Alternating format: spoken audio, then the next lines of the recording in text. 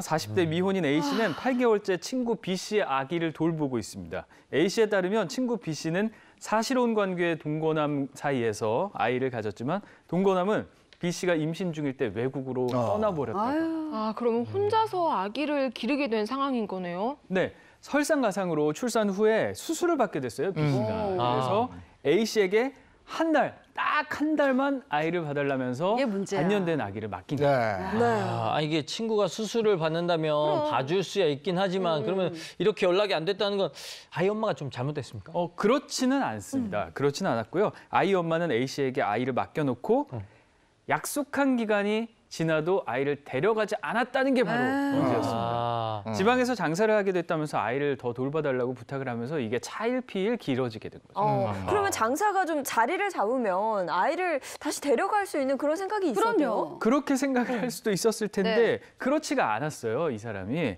아이 엄마는 A씨에게 아이를 맡겨놓고 약속한 기간이 지나도 결국은 계속 그대로 아이를 맡겨놓은 겁니다. 아이를 돌본 지 8개월째 결국 B씨는 친구 A씨에게 연락해 자신의 아이를 입양하는 게 어떻겠느냐. 아니죠. 그러니까 애 엄마가 처음부터 애를 키울 생각이 없었던 거예요.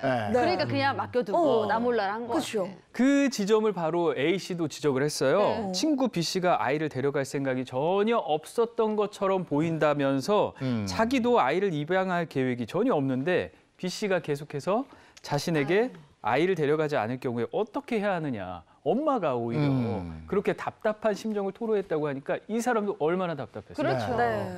야, 진짜 이게 세상에 별일이 다 있네요. 뭐 이런 게 진짜 이게 방임이고 학대 아닙니까? 아동 학대? 그렇죠. 이게 이렇게 지인한테 아이를 맡기고 데려가지 않는 행위는 아동학대고요. 이 아동복지법상 아동학대의 정의를 살펴보면 일단 아이의 보호자나 성인이 아이의 건강과 복지를 해치는 행위를 하거나 아니면 건전한 어떤 정상적인 발달을 저해하는 일체의 신체적, 정신적, 또 성적인 어떤 폭력행위, 가혹행위를 모두 아동학대라고 보고 있어요.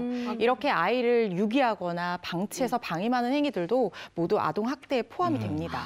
그럼 이 아이를 지인에게 맡겨놓고 돌보지 않은 거는 바로 방임에 해당하는 거네요? 이 방임 유기는 이제 적극적인 유기와 소극적인 유기로 나눌 수가 있는데 적극적인 유기는 자신의 보호를 받아야 될 아이를 다른 곳에 맡기는 경우 이게 해당되죠.